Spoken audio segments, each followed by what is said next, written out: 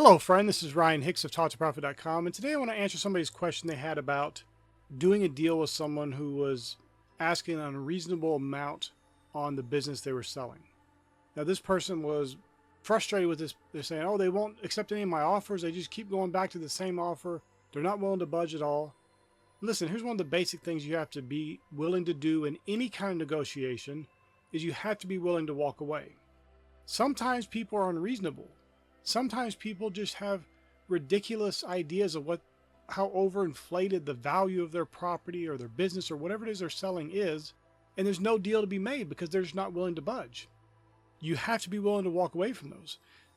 If you just keep going after it in a way that seems desperate and needy, why would that person negotiate when they see you are so desperate to get this deal done?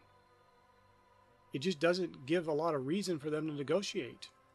Now, one thing you can do, though, is very important, is to figure out what the person actually wants. You may say, well, they want this amount of money. No, that's not necessarily what they want. They may be asking this amount of money. Let's just put some generic numbers out there. Let's say it's a business that's worth $1 million, and they want 1.1 million, and you can't get them to budge from that. Well, maybe you find out they owe $1 million on it still, on the debts and stuff they're going to pay off. So they need that $1 million to pay off the debts they have, and then the 100,000 left over would be their profit. And they have an idea of buying this certain car with that $100,000. Maybe all they really want is that car. If you can determine what they actually want, you might be able to get the deal at the price you want if you can help them get the car they want, or whatever the thing that they're really trying to get out of the sale of this business or the property or whatever it may be. So it's very important to figure out what the seller actually is trying to accomplish by the sale of their business or real estate or whatever it is. Because sometimes they can seem unreasonable because they don't have a lot of room to negotiate. I knew somebody needed some dental work done. It was going to be about $50,000. And so they wouldn't budge on the price of their real estate. But when it was determined that what they were trying to get out of it was just get out of the house completely, not owing any debt, just get out of it, and they needed $50,000 extra because they needed to get that dental work done. Well, when that was discovered and the person wanting to buy the property realized, hey, I have a friend who owes me a favor who does that dental work. Then they were able to negotiate to the right price without the extra bloated $50,000 in there and get the property at the right price for them while still getting the seller's needs met. Because it wasn't about trying to get more money out of the person. The goal that they were trying to get from that was to get this dental work done. So there might be something that the seller is trying to get from it is you're just seeing the dollar signs, but there's something they're trying to accomplish that you can help them accomplish and get the deal negotiated at your terms and help them get the thing they're trying to get from it, which is not necessarily the money. So this is very important in any kind of negotiation. You have to try to figure out what people are trying to do. Yes, there are people who are completely unreasonable and it has nothing to do with they're trying to get something different or whatever. They're just unreasonable. That happens sometimes, and you have to be willing to walk away from those deals. And you have to understand there are all kinds of deals out there. There are opportunities galore. I know, especially if you're new into business and real estate or whatever it is you're trying to buy, it can seem like this is the best deal ever. And if you don't get this, your whole life's going to fall apart. I'm telling you, it's not the case. There are all kinds of deals that come along. Even if it seems like this is the best deal that's ever been made in the history of time, there'll be another deal very similar to it, maybe even better than it. I look back on some of the deals I've made when I was younger and how I thought they were so great. And now I look back and see all the flaws in those deals and how I could have negotiated a little bit better thing here. And this part of it was bad, but I didn't know. And it seemed like it was the best deal. You have to be able to step back, realize that maybe this deal isn't the only thing out there.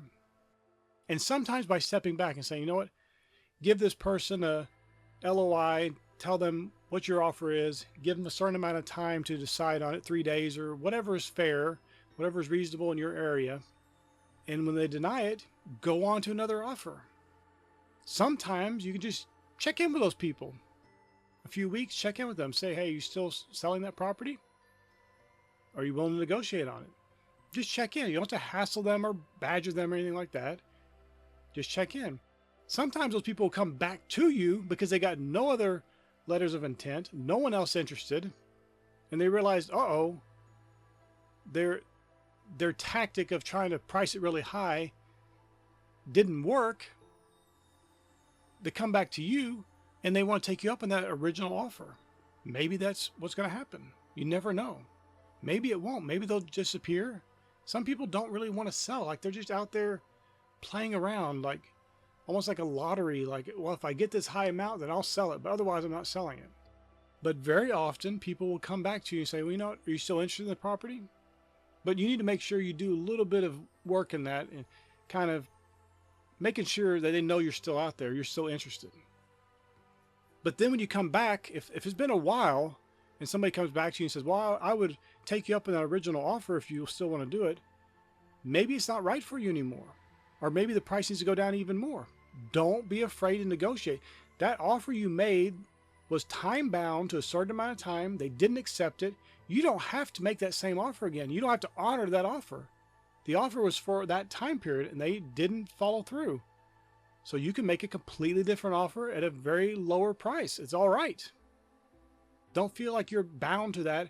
That doesn't have anything to do with your word. Your word was for that 3-day period or however long you gave them originally. They didn't accept the offer. The offer was void. So you can go and make a different offer if you want to. Maybe the things have changed. The climate around that area has changed. You don't want to pay that same amount. Maybe you do. Maybe it's still a great offer, great opportunity, and you just make the same offer, buy the property, buy the business or whatever it is, and move on. But never be afraid to leave the bargaining table. If the deal's not working out for you, the person won't budge, they're not negotiating at all, and you can't find out anything about what they're actually trying to accomplish from the deal, they just seem like they're bullheaded and they refuse to negotiate, be willing to walk away.